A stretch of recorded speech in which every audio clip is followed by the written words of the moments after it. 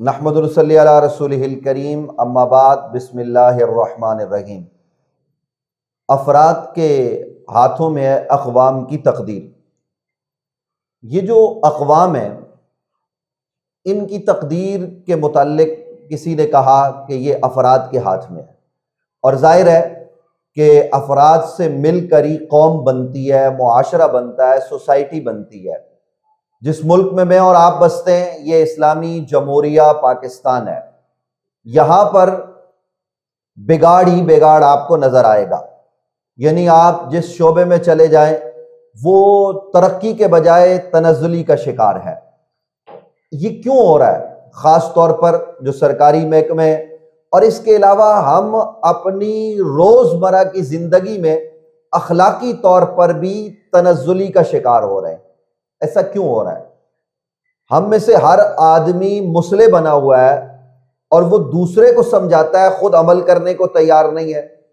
آپ ذرا دیکھیے کہ نوجوان جو شادی کے قابل ہیں اور جن کے والدین شادی کرنا چاہتے ہیں بچوں کی، وہ والدین بھی اور وہ بچے بھی آپ کو جہیز کے خلاف بات کرتے ہوئے نظر نہیں آئیں گے۔ جہیز لیا جا رہا ہے، حالانکہ اس کا کوئی تصور نہیں ہے۔ لڑکی والوں پر ظلم کے پہاڑ توڑے جاتے ہیں اس حوالے سے۔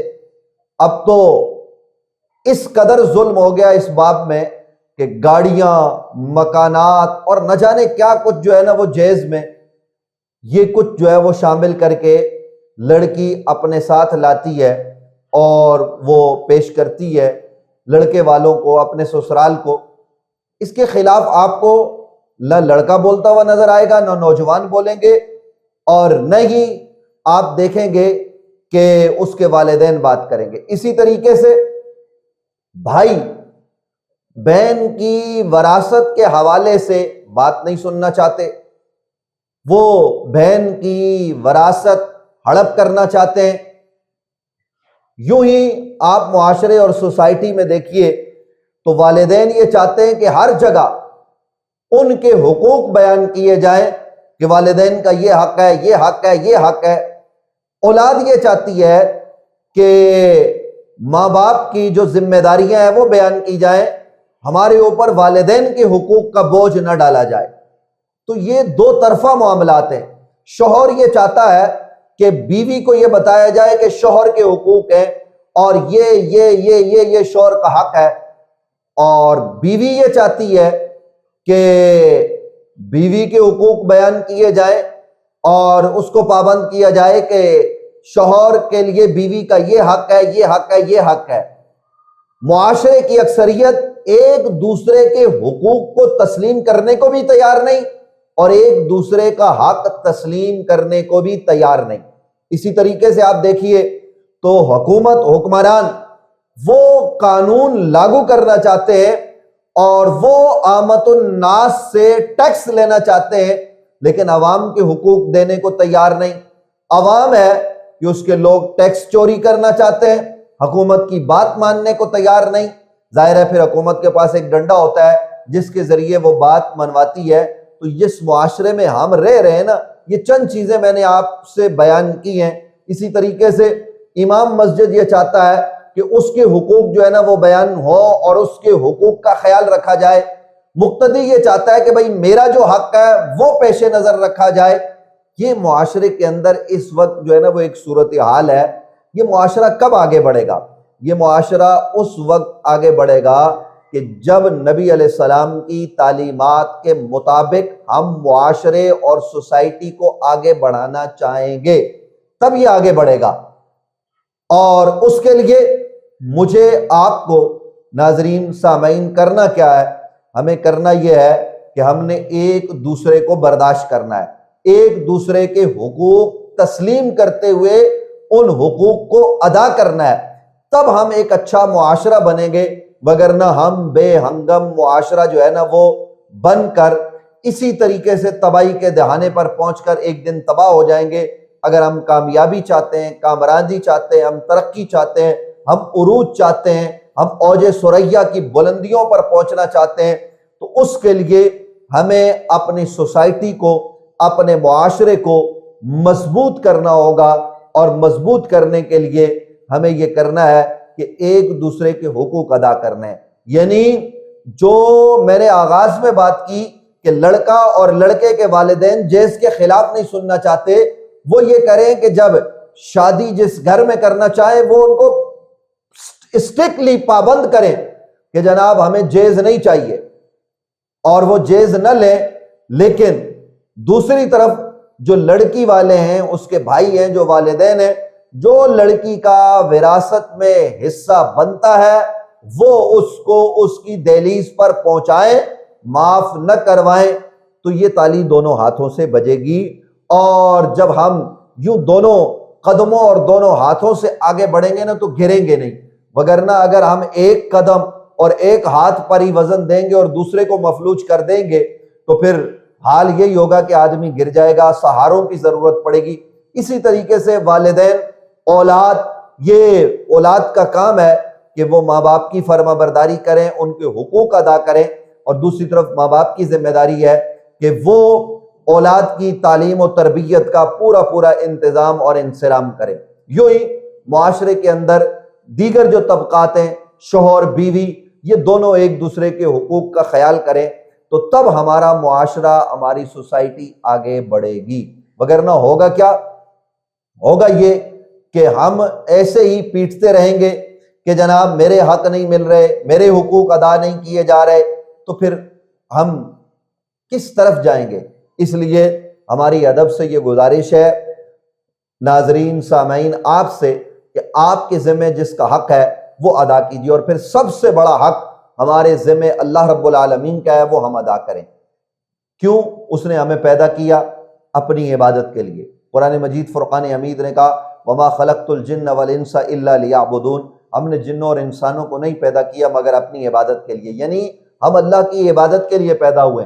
ہم نے حقوق اللہ کو بھی ادا کرنا ہے، اور پھر اللہ رب العالمین نے جو نظام دیا ہے اس نظام کو نافذ بھی کرنا ہے۔ ہم نے سنت مصطفیٰ پر عمل پیرا ہونا ہے، اور اللہ کے رسول کے بتائے ہوئے راستے کے مطابق چلنا ہے، تب ہم انسان اور مسلمان اور مومن کہلانے کے حقدار ہوں گے۔ اور جب ہم اللہ سے ڈریں گے تو اللہ رب العالمین کا خوف، اس کا ڈر، تقوی، یہ وہ چیز ہے، اور پھر نبی علیہ السلام کی ذات کے ساتھ محبت، اور آپ کی ذات کے ساتھ وارفتگی کے عالم میں محبت، عشق، وہ چیز ہے جو ہمیں نبی علیہ السلام کی اطاعت اور فرما برداری سکھائے گی۔ تو جب یہ چیزیں ہمارے پاس آئیں گی، ہمارے پیش نظر اسلام ہوگا، تو پھر ہمارے یہ تمام سوسائٹی اور معاشرے کے جو مسائل ہیں، جو ہم حقوق کی جنگ لڑ رہے ہوتے ہیں کہ میرا حق، میرا حق، دوسرے کا کو دینا نہیں، اپنے حقوق تسلیم کروانے ہیں، تو یہ جنگ ہماری ختم ہو جائے گی، ہمارا معاشرہ، ہماری سوسائٹی درست سمت میں آگے بڑھے گی۔ اور اس کے ساتھ ساتھ میں یہ بھی عرض کر دوں کہ ہم نے صحابہ کرام رضوان اللہ تعالیٰ علیہم اجمعین کو دیکھنا ہے۔ صحابہ کرام رضوان اللہ تعالیٰ علیہم اجمعین کا طریقہ کیا ہے؟ قرآن مجید فرقان حمید ان کی عظمت، ان کی شان بیان کرتے ہوئے ایک بات ارشاد فرماتا ہے کہ یؤثرون علی انفسہم ولو کان بہم خصاصہ۔ صحابہ کرام رضوان اللہ تعالیٰ علیہم اجمعین وہ نفوس قدسیہ ہے جو اپنی ذات پر دوسروں کو ترجیح دیتے تھے۔ میدان جنگ میں دیکھیے تو انہوں نے پانی خود نہیں پیا، زخمی ہوتے ہوئے ضرورت ہے پانی کی لیکن دوسرے تک جو ہے نا وہ کہا پانی پہنچاؤ۔ اور پھر اس کے علاوہ انہوں نے اپنی زندگی کس طریقے سے گزاری ہے، نبی علیہ السلام نے جو شاہکار تیار کیے ہیں کہ ان کے اپنے گھر کا عالم کیا تھا۔ آج ہم حکمرانوں کو کہتے ہیں، اور ہمارے حکمران جناب بڑی بڑی گاڑیوں میں، اور جو ان کا لائف سٹائل ہے جب وہ عوام دیکھتی ہے تو نہ جانے کیا کچھ ہوتا ہے۔ آج معاشرے اور سوسائٹی میں جو چیزیں ہو رہی ہیں نا، آدمی حیران اور پریشان ہو جاتا ہے۔ یعنی آپ حکمرانوں کے حوالے سے بیان کریں تو وہ ناراض ہوتے ہیں، لیکن اگر حکمران جناب حضرت سیدنا ابو بکر صدیق رضی اللہ عنہ کی ذات کو دیکھیں کہ جب وہ حاکم وقت ہوئے تو انہوں نے کیا طریقہ اختیار کیا، ان کی کتنا روزینہ مقرر تھا، ان کے گھر کا راشن پانی بیت المال سے کتنا آتا تھا، اور ان کا جو زندگی گزارنے کے طور طریقے تھے وہ کیا تھے، تو وہ روز روشن کی طرح یہاں ہیں۔ حضرت فاروق اعظم ہو، جناب سیدنا حضرت عثمان ہو، حضرت مولا مشکل کشا علی المرتضیٰ کرم اللہ وجہ الکریم کی ذات ہو، تو یہ نفوس قدسیہ جناب حضرت امام حسن مجتبیٰ ہو، تو یہ نفوس قدسیہ اور دیگر صحابہ کرام رضوان اللہ تعالی علیہم اجمعین یہ ہمارے لیے رول ماڈل ہونے چاہیے۔ ان کے نقش راہ کو ہم اپنی آنکھوں کا سرمہ بنائیں گے تو ہمارا معاشرہ کامیابی کی طرف بڑھے گا۔ میں کسی موقع پر رشوت کے خلاف بات کر رہا تھا، تو ایک آدمی جو ہم سے بڑی محبت کرتے تھے، بہت شفقت سے پیش آتے، وہ کسی سرکاری محکمے میں تھے، اس کے بعد وہ ناراض ہو گئے اور کہنے لگے جی آپ نے ہمیں راشی کہہ دیا بعد میں کسی موقع پر۔ تو میں نے کہا جی آپ کے حوالے سے تو بات ہی نہیں کی۔ مطلب یہ کہ اگر آپ رشوت کے خلاف بات کریں، رشوت کی مذمت کریں، تو راشی افسران ناراض ہوتے ہیں، اور اسی طریقے سے جو ہے نا وہ معاشرے کے اندر یہ چیزیں ہیں۔ تو میری یہ بسد ادب گزارش ہے کہ ہم صرف اپنے حق کا رونا نہ روئیں، ہم اپنا حق لیں بھی، دوسرے کے حقوق ادا بھی کریں۔ روڈوں پر احتجاج ہونا چاہیے، پوری دنیا میں، مہذب دنیا میں احتجاج کا لوگوں کو حق حاصل ہے، لیکن یہ کون سا احتجاج ہوتا ہے کہ جب ہم احتجاج کرتے ہیں تو ہم کہتے ہیں یہ ہمارا حق ہے، ہم کو آئین اور قانون نے حق دیا ہے۔ ٹھیک ہے صاحب، آپ کو قانون اور آئین نے حق دیا ہے، جو قانون اور آئین نے، وہ جو راستے میں آدمی اپنی فیملی کے ساتھ جا رہا ہے، وہ جو مریض کو لے کے جا رہا ہے، وہ جو اپنی ضرورت کے لیے جا رہا ہے، وہ جو یہاں سے ٹرین میں بیٹھ کے جا رہا ہے، وہ جو کسی بس میں سفر کر رہا ہے، اس کو جو گھنٹوں اذیت پہنچائی جا رہی ہے، تو اس کے حقوق سلب کیوں کیے جا رہے ہیں؟ آپ احتجاج کریں، احتجاج کرنے والوں کو یہ چاہیے کہ وہ جب گزرنے والا کوئی گزرے تو اس کو روکے نہ، اس کو گزرنے دیں۔ یوں ہی سرکاری لوگ کہتے ہیں ہمارا حق ہے، ہمارا حق ہے، ادارے آپ دیکھیے کہ بڑے بڑے روڈ وہ بلاک کر لیے جاتے ہیں، اور وہاں پر عام آدمی کا یعنی شارع عام ہوتی ہے اور اس کو پھر خاص کر دیا جاتا ہے، وہ عام آدمی نہیں جا سکتا۔ تو یہ کون سے حقوق ہیں؟ اور اس کے پیچھے جی خطرہ ہے، تو کیا وہ بیچارہ عام آدمی، اس کو خطرہ نہیں ہے؟ اگر خطرات ہیں تو یہ ذمہ داری حکومت کی ہے کہ وہ خطرات سے جو ہے نا وہ ان کا مقابلہ کرے، اور ان خطرات کا مقابلہ کر کے دہشت گردی کا، بد امنی کا کلا کما کرے۔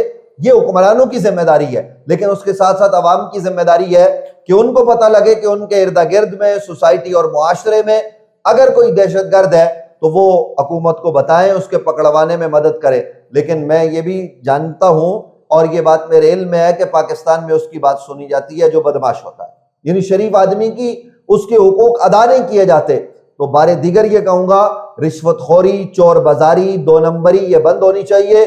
ہم میں سے ہر آدمی اپنے گھر میں جب ہو تو گھر والوں کے حقوق ادا کرے، گھر والے اس کا خیال کریں، اور جب وہ باہر نکلے سوسائٹی اور معاشرے میں تو پھر وہ معاشرے کا فرد بن کر معاشرے کے حقوق ادا کرے، اور پھر حکومت کے لیول پر، حکمرانوں کے لیول پر، اور ہر سطح پر ایک دوسرے کے حقوق کا جب خیال کیا جائے گا تو پھر ہمارا معاشرہ، ہماری سوسائٹی آگے بڑھ کے وہ جنت نظیر بن سکتی ہے، وگرنہ ہم سب رونا روتے رہیں گے اور یہ حالات بدلیں گے نہیں۔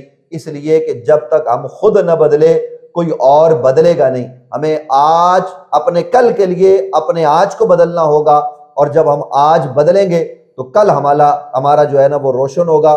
اللہ تعالیٰ ہمیں اپنا کل روشن بنانے کی توفیق بھی نصیب فرمائے، اور ساتھ ساتھ ایک دوسرے کے حقوق ادا کرنے، صرف اپنے حق کا رونا نہیں رونا، بلکہ دوسرے کے حقوق ادا کرنے کے بھی پروردگار ہم سب کو توفیق نصیب فرمائے۔